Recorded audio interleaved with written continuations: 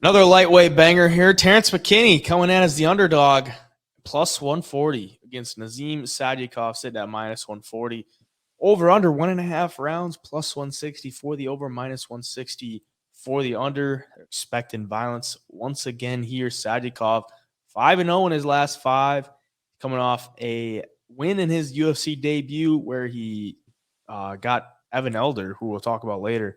Big cut over Evan Elder, and they had to stop it. So he gets a stoppage there. Terrance McKinney coming off the loss to Ishmael Bonfim back in January. He's 3-2 in his last five. The other loss being to Drew Dober.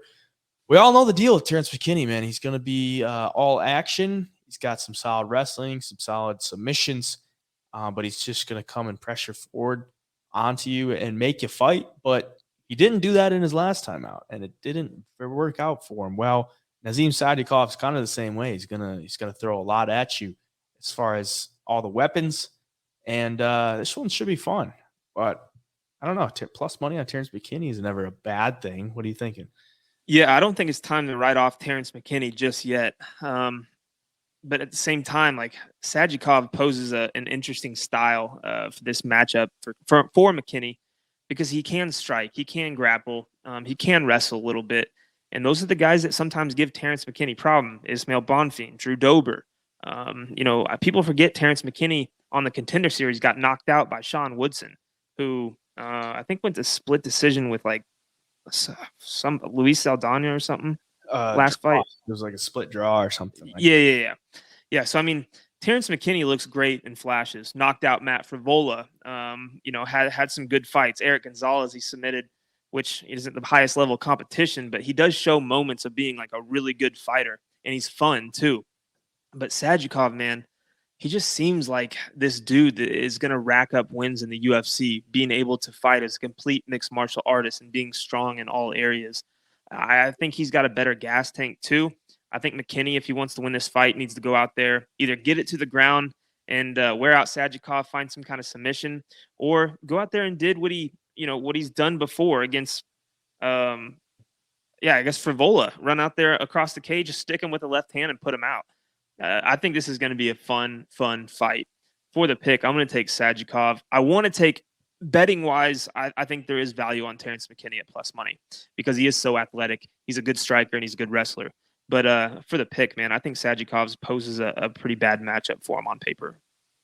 Yeah, I really like Sadykhov. I like both guys, but I like Sadykhov just because of the way he fights. He's action, and he's not afraid to like throw anything. Like that fight with Evan Elder, they were both throwing hard at each other. They both caught each other a couple times, but he was losing that fight. I mean, he was down. I believe he was down on the scorecards going into round 3, and then they had to stop it. And he was a favorite in that one. If you go back to the Contender Series fight for Sadykhov, super clean KO in the third round to get him out of there, and got a contract there.